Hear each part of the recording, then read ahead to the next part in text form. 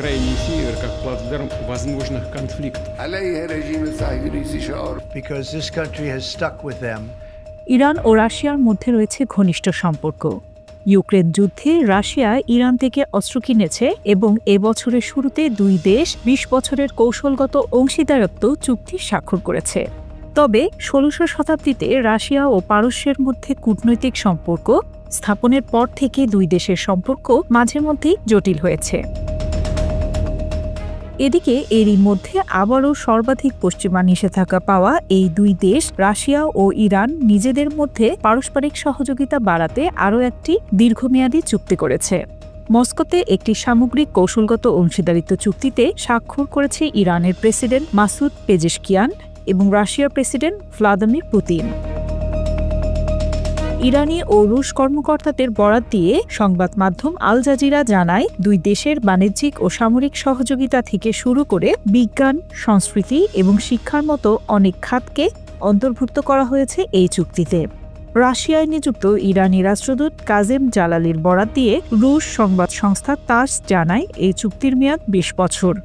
এর আগে ২০২১ সালে বেইজিংয়ের সঙ্গে ২৫ বছরের সহযোগিতা চুক্তি করেছিল তেহরান।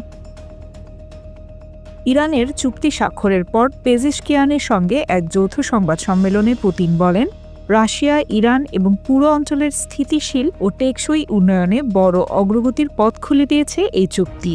পেজেশকিয়ান জানান, এই চুক্তি দুই দেশের সম্পর্ক, বিশেষ করে বাণিজ্যে একটি নতুন অধ্যায় শুরু করতে যাচ্ছে।